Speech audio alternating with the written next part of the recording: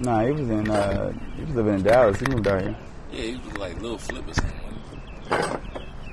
I mean, originally, I believe so. Like, he wasn't with Lil Flip when he was in Dallas. I mean, when he first went down there, he was around him. I don't know, but he wasn't like, you know, I think Lil Flip lived in Houston or something like that. Yeah, man. Got my notes. Your notes? You got a UPS booklet? Yeah, man. You know what I'm saying? Hey, man, I feel you, man. You know. You go to the orientations, they start handing out stuff. You're the only one I know that used what's in the whole bag. You probably got like the keychain, you got like the phone holder, you got they give you like charging ports with 2 charging ports. They give you like random stuff. Anyway, man. A pen. Hey, man. This how this thing's gonna go, man. I know you like to talk, man. This is my stuff right here, I apologize. Man. All right, man. That's me. I ain't little no more. You know what I'm saying? Yeah, you're right, bro. Told you, man. You still growing. Like, nah, man. But I'm upset about that. Man, look, can I introduce you or not, man? Oh, my bad. Go ahead. Hey, man. My bad. Yeah. So thank you for tuning in today, man. I got somebody that, believe it or not, man, I look up to this dude, man. He probably didn't know that. You know what I'm saying? But he inspired me to, you know, take risks and to do things, you know, that's not normal. You know, there's somebody that I know that's been grinding, man. He's wearing many hats. He was a photographer, probably still is a photographer, comedian. You know, I don't know if he's made it on stage yet. An actor, you know, man, a salesman. He even tried to play basketball a little bit. But somebody that I really genuinely want to sit down and talk to, because I really think, man, he's living in his purpose right now. He's doing something that he loves to do. At the same time, you know, probably having to do things he doesn't want to do just so he can achieve his goals. So, how do you want to be introduced? Because I know you as Antwyan Newsom. Let's give him a hand clap. Is that is that a good name? Man, that's a good enough name for me, man. My mama gave me that name, so I think I'm going to go ahead and stick with that for now. I thought about changing it, but I was just mad at her that day. I'm going to keep it like that right now. Man, so, okay, speaking about your mom, man, where you from, man? Where you grew up at? Man, I grew up in Rockford, Illinois. You know, it's like right outside of Chicago. Okay. Like many people may not know where Chicago is, but, you know, Rockford, they know what Rockford is. They don't know where Chicago is, though. You know. So, like, right there. Yeah, okay. So, you were born and raised in Rockford. Right. Were you only child? Nah, man, I have an older brother. He's like 3.5 years older than me. And I have a little brother. But my little brother is my blood cousin. But my mom adopted him. Okay. So he's like my little brother. I was about to say, man, that's a little... Yeah, he came out of nowhere. Like, I don't know nobody who started off with a little brother at the age of 11. You just start off with a little brother, like you can warm up to it. So you were okay. Speaking of that, what was you like when you was 11? You was about 10. When I was 11, 10 or 11. When I was 11, I was a nerd. I was video game. Yeah. Man, I was weird. Yeah. I was a weird 11-year-old, but I think everybody was weird when they was 11. You think back when you was 11? I wasn't weird. You wasn't? Nah, you probably got a clear memory. Yours was a couple years ago when you was 11. But, like, when I was 11, yeah, man, it was so long ago, man. So did you you had a normal goal like everybody else? I want to make it to the NBA, or I want to be a No, I told you I was weird. Like, I had realistic goals. Yeah. Like, you know, everybody around me, I seen they was failing at that goal. I was like, I don't want that goal. Give me a different one. Yeah. So like, I wanted to play baseball, actually. Okay. I was like opposite of everybody that was around me. Everybody around me wanted to play basketball. I wanted to play baseball. And I wasn't even that good at baseball. I just wanted to do something different. Yeah. I should stay with it, though. I didn't realize they made way more money than basketball players. A lot of money, though. Yeah. And believe it or not, I started playing basketball, and I started off as a shooter. Yeah. Dropping jump shots. Yeah, that changed a little bit. That's hard to believe. Yeah, it changed a little bit now. Like, you know, just a little bit. Just a little bit, you know. So, all right, man. So, what was that like growing up? Do you remember, like, growing up in Rockford, like, around teenage years? Or? Yeah, man. My teenage years was rough, man. You know, I kind of tell this story now. A lot of people don't know this about me. Yeah. So, you get this exclusive on this radio show. Yeah. podcast. Before the lights. I'm telling you, because once I get on, it's going to be hard to get me to sit down. It was almost hard today. Yeah, It was almost hard today. I'm telling you that right now. man, just tell the story. Okay, man. my bad. I just had to let you know. So, you know what I'm saying? My teenage years, man, were rough. So I grew up without a father. Yeah. I guess that's pretty normal. Unfortunately. Yeah, and my mom was on drugs. She nobody really knows that, but she was on drugs, and I was going through that as a teenager, trying to figure all that out. Basically, become my own parent, and teenage years was a lot of raising myself, trying to figure it out. So you know, it kind of helped me today, which made me who I am today. But man, that's a dangerous way to figure that out. So what was that like? When did you first know, like okay, I got to do this myself? I don't really have a support system like everybody else. Man, you might think I was being funny, but when I got hungry, I was hungry, I was starving. So, you know, I would go days without eating. Yeah. So it's like, man, you know, I got to figure this out. I got to eat, you know. So, I mean, it was a lot of stuff going on around that time. My mom, it ain't like she was just doing it. It was just like my grandmother passed away when I was a teenager, and my mom was really close to my grandmother. She's the older child. Yeah. And her and her had this bond, but I didn't know how bad my mom took it when my granny passed away, because she was the one taking care of everything, like the funeral. She was like real strong. I didn't know. I was a kid. I'm just like, okay. Yeah. But then, you know, slowly but surely, I started seeing things change around the house. Like, I remember one day, I'm gonna tell the story real quick. I was at school. Yeah. And you know, back in the day, I don't know if you know this, we used to write letters to like girls. I don't know how when you started. But we used to write letters to girls, no text messages, passing through the hallway in classes. Yeah. So, you know, I finally got this girl number. Yeah. And I was like, oh, shoot. I'm about to go home. And we had house phones then. You know what that is? Okay, so we had house phones. And so I went home. I was like, ooh, you know, you get excited. I got everything set up around my room to get comfortable, because I'm like, this will be a long night of talking on the phone. Man, I picked up the phone, and it was no dial tone. I was like, okay, something going on with this phone. Yeah. And then my mom, so I figured out where I get my acting ability from, was my mama, because she played that off so cold. She was like, what?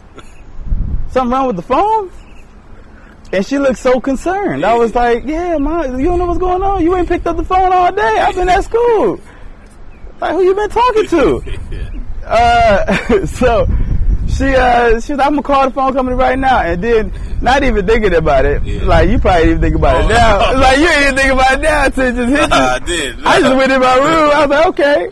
I was like, wait, how's she going to call the phone company? And the phone don't work. So did you think about that? No, I'm like, she going to get this fixed. I was thinking about the girl that I was about to call and how upset and how much of an opportunity I'm giving somebody else to call her right now, because I'm not calling her. She probably on the phone with some light-skinned, curly-haired dude, because back then, that's when they started coming in. Man, how old was you by the time, man? I was early teenager, man. It was definitely before I started driving. I don't know. I probably was like 14, maybe. I can't remember. So there, 13. So there you were just 14. like... Yeah, so like, okay, so that's when it started. And then I was like, okay.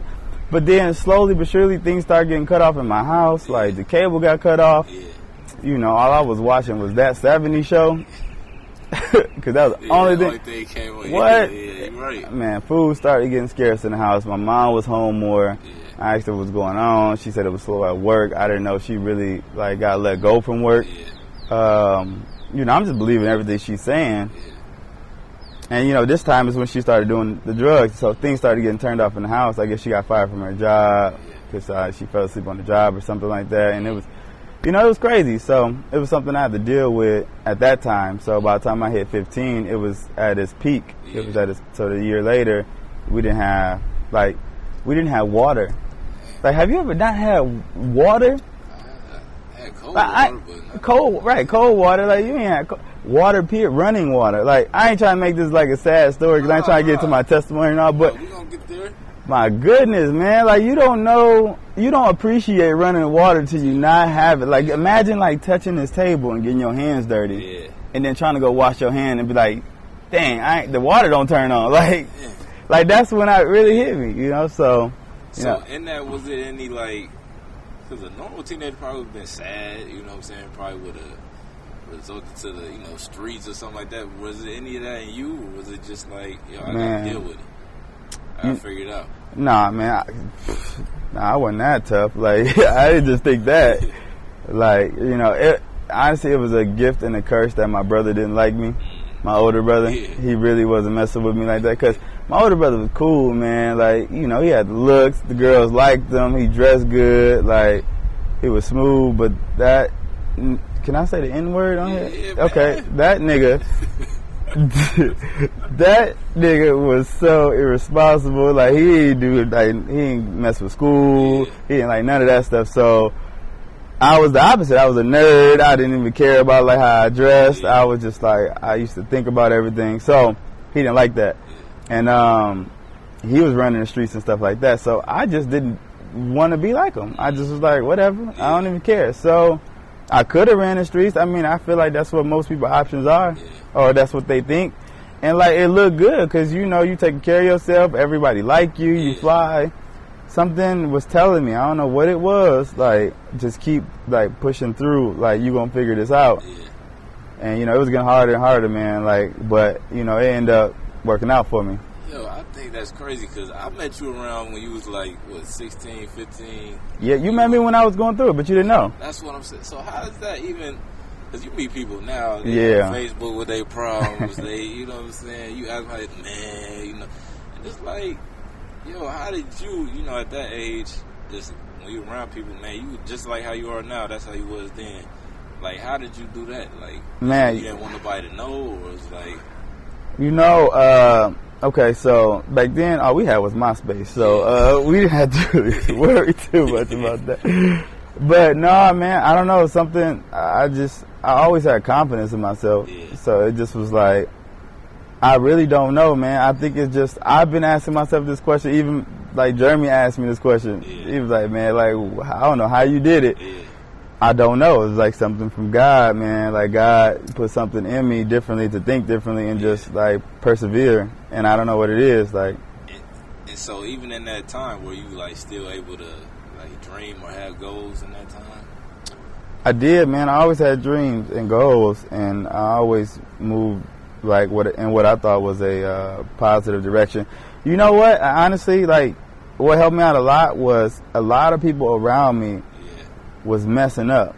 Like, they were making all the wrong decisions, and watching them do that helped me not make the wrong decisions. Like, some people will see people around them and what they do and follow. Like me, I'm like, see what people mess up at, and I'm like, okay, like, I shouldn't do it that way. Like, I should try to figure it out my way. And I messed up too along the way, but not as much as they did. Like, but I could have easily.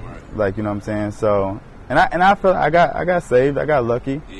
By the time you met me, what was I, like 16? You had the velour suits. And did I? Oh yeah, yeah. That was 16. Velour was 16 years of age. I wore velour zipped all the way up in the summer, but you had no idea. Those was the only outfits I had at the time. Like, that's all I had. Yeah. But you know what though? Like, nah, because speaking of that, like, honestly, that's what helped me get into like comedy and like being able to talk about people. Because I had to protect myself. Like, you ever had somebody roast you so bad that you just feel bad about your life? Like, I had friends roast me so bad. I ain't gonna get no names. So I ain't giving no credit. Nobody getting credit today. But man, I done threw away outfits because some people, and I didn't have many. So like, the fact that I had to throw away some outfits, that was big. Like, roast me so bad, man. But now, like, then I was able to hit back and like go fast, and I could do it today because of that. It's like, if you could talk about somebody faster than they can talk about you, they'll stop. Like, you know what I'm saying? So yeah. I haven't learned that yet because you still, I do, man. I'm still traumatized from when you be talking about me, but that's a whole nother story. Man, I don't be talking about you, man. Because you was talking about my velour outfits. No, man. I feel bad now because I don't worry about that. I felt bad for you. Now I know a lot of stuff is starting to make sense now. Yeah. Because I remember my grandma had Jordan one time, and you was eating that corn at one time. And man, you was like juice shooting everywhere. So now I just figured out that you Yeah, man, I was hungry, man. I was just hungry. That's all that was. That was passion eating that corn right there. That was passion coming through. Man, so now you 15, 16. You still, what are you, hooping? Are you having... You know, that's how I started playing basketball, because I was in the house. Stuff was getting cut off. Yeah. I had to figure out something to do. Yeah. Like, all I had was a basketball, so I used to just dribble it down to the park and just play by myself. I didn't know I was getting better at basketball because I wasn't playing with nobody, so I was just playing, just dribbling, doing stuff. Then I started playing against people, and then, you know, I started seeing the difference. It was, like, easier for me to score and stuff like that, and I was like, oh, okay. But then one day, my pastor saw me playing basketball, which I went to this white church. It's all white. Yeah. And then, you know, you stand out if it's all white church. They used to pick you up on the bus? He used to pick me up on the bus. Yeah. I ain't gonna lie, I used to start going only because they had candy. I ain't gonna lie, they got me. They hooked me.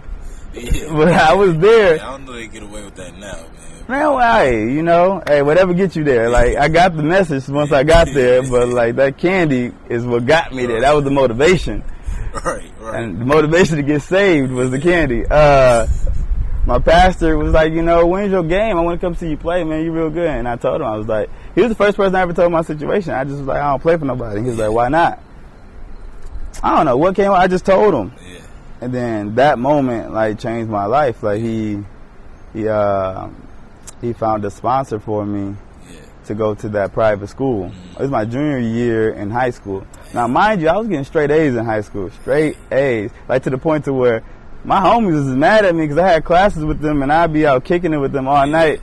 And I'd be the only one turning in my assignment. And they'd be like, how you turning your assignment? So, like, Derek used to get so mad at me, man. He's like, how you turning your assignment? Like, we was just out playing Halo all night. You got your assignment done? Hey, so did you you went to, what, Guilford? Or I went to Guilford. School? I went to Guilford my first 3 years. And then I went to Berean Baptist. And then, so they paid. So he found a sponsor. And my fault. I was saying that because I was actually contemplating on dropping out of high school when I was a junior. Now, mind you, like, imagine getting straight A's and you like, man, I'm about to drop out. Like, yeah, do what, though? Like, well, because I wasn't eating. And, like, people didn't really know that. Yeah. Like, you know, my friends used to joke about it. Like, Derek used to come to my house. Derek was the main one, actually. Derek is an asshole. That's what he is. He like, come to my house because I was sleeping on the floor. Like, we made a pallet. And, like, when he first came to my house, he realized, he was like, wait, you sleep on the floor?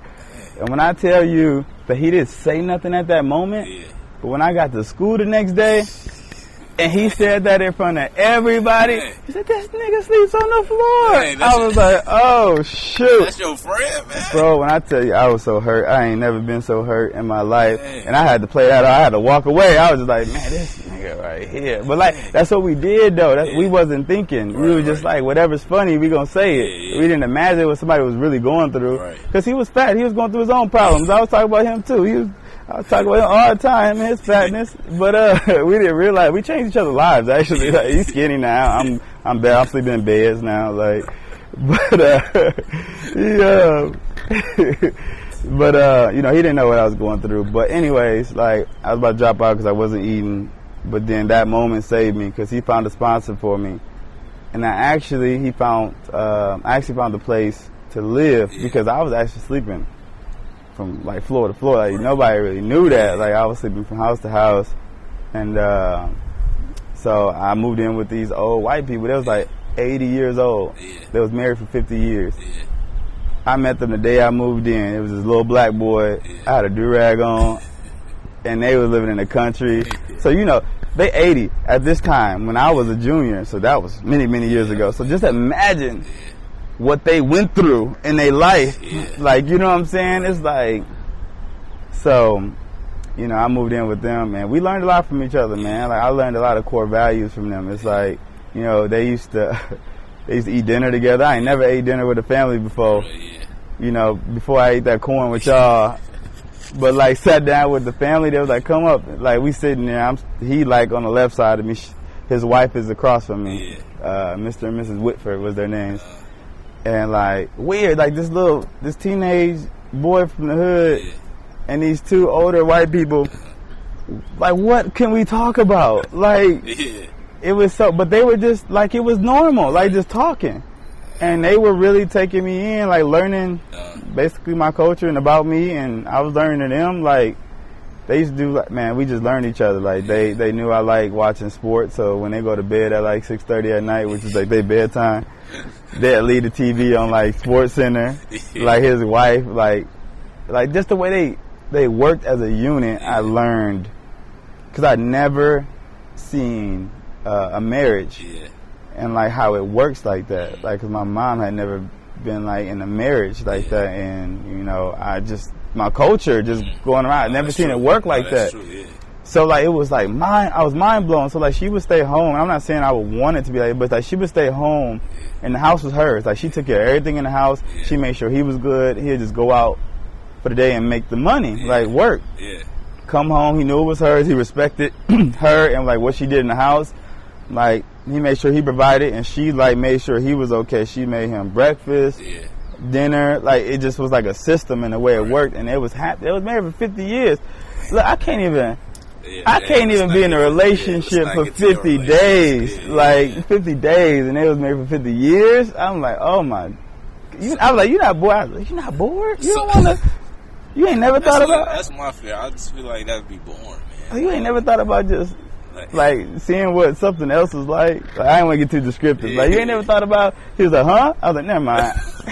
Never mind, man. Never mind. I ain't trying to put no poison in your relationship right there. So, like, first I want to rewind, like, because, like, me, at times, I might have too much pride to even tell somebody, like, how you told your pastor, like, yo, this is what's up. Like, was that, how do you, like, you a humble dude, but how do you, like, come to grips, like, yo, I need help? Like, what was that like? Well, because I didn't even tell him I need help. Yeah. But, like, man, my pastor, he got a way of connecting. He was, like, looking me in my eyes, for one, like, I was like, man, stop looking at me, dude. Like, and we just sitting there, and then he just was like, he could tell something was wrong. And, you know, I just told him what I was dealing with, like, briefly, and he kind of, like, just put it really together, but I didn't really ask him for help because I didn't know what he was doing. He came back to me later with that offer. And, you know, I was hesitant, but at that time, honestly, I'm telling you, I was so broken. Like, I went through depression when I was younger. Like, nobody really knew it. You know, I think a lot of people go through depression, and a lot of people don't know it. So it's like, man, like, I didn't know what it was, and I was broken, and at that point in time, I just was like, you know, like, what can I do? Like, what else can I do? And so you was depressed, like, while you was going through, like, you know, the home, you had a place to stay, but just your mom, was that why you was homeless? Or, I mean, was that why you was depressed, or was it just, like... The whole situation. Everything at that, when you're depressed, it's like, I don't even think it's like a feeling. It's kind of like a lifestyle. It's like a sickness. In a way, and it's like, man, anything can make you like feel bad. Like, you know, you just start thinking about all types of stuff. Like, I was, like, my mom and them lost their house, and I didn't know where she was at. Like, she didn't check for me when I didn't even tell you how I left the house. Like, I left the house at the age of 15 because my mom and her boyfriend, they were on it together, and they used to fight all the time.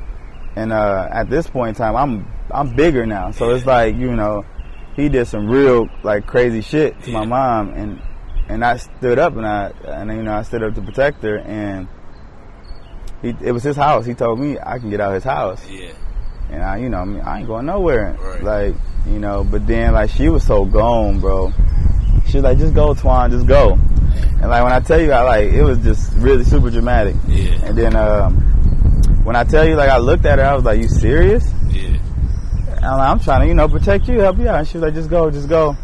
But then I was at the age of 15. And I left the house, and I never came back. And then she never checked on me, man. And that alone made me depressed.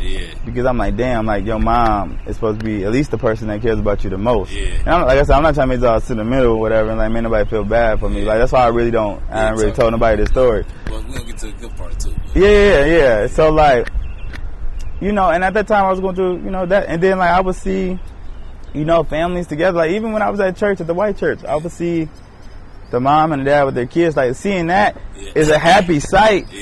But that made me depressed. It just was like, because I was like, man, I wish I had that. Even when I went to high school, that senior year I had, my basketball coach is the one who really, like, provided for me when I was in high school. Like he was rich. I didn't know he was rich. Like I figured that shit out when he took me to his house in Tennessee, and I got lost inside his house. I ain't never got lost in somebody's house ever in life. But that house was so big. And anyways, he really took care of me to the point to, like, you know how you have those senior nights where you the basketball game? Yeah. So our senior night, you know, I don't know how yours was, but the parents would walk. I didn't get a senior night, but go ahead. You said what? I didn't get a senior night, but go ahead. It's a long story. I'm sorry, man. You want to talk about it? No, let's talk about your senior night. On the previous okay. But it's all right. I'm going to go back and listen to that one. So the parents would walk the students out, and it was like all white people. Yeah. And then when it was my turn to walk out, you know, my basketball coach walked me out. Yeah. So it was kind of like bittersweet. Like, I loved them for it, but then it was like, damn, like, I ain't got none of my parents. Everybody here with their parents. So that stuff, like, makes you depressed. You know what I'm saying? You just start thinking about it the opposite way. Yeah. Instead of, you know. So I had to learn how to flip my mind and just think of things in a different way. Not like, and that's what helped me out today, actually, because I'm just coming back to today. It's like, instead of thinking things like, I wish I had this, why my life ain't like this, you know, I don't deserve this, to, you know, I have this, I have this, I have this. Like, just paying attention to things you do have instead of things you don't have. It'll change the chemical. It's like, you know, chemicals in your hair, your body, and it'll make you just walk around life differently and just view things in a different light. Yeah, like, you more appreciative. Like, I practice that every day today. I wake up every day. I'm not playing. I got this practice from somewhere. I named at least three things I'm grateful for. Even if it's the littlest things, like, you know, my legs, my brain, like, you know, or materialistic things like my car, like, whatever it is, I just make sure that's the first thing I think about before I start going down a bad way. Man, it's crazy. I'm just now learning that, man, because it's easy to focus on the negative. Like, that's the easiest thing to do. Like, damn, I don't got this, I don't got that. But once you flip, like, your mind to a positive mindset, man, everything else starts changing, man. It does, man. You start, like, I'm telling you, like, you just react differently. Yeah. And then you attract different things in your life. Right. Yeah. When you start doing that. And that's what happened to me. I just started attracting different things, and I noticed it.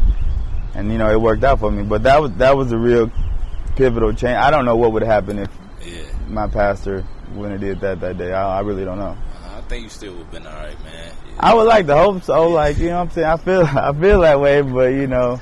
I got a quick question. People on the podcast probably won't even, they can probably tune this part out. They don't even care, huh? But this is a personal question. How did you even, like, link up with my auntie, Marquita? Because y'all was, like, super cool. And now I think about it, you was always around. So, so she was the number I actually got. Oh. That's the number. I was trying to call her. Yeah. What's the next question?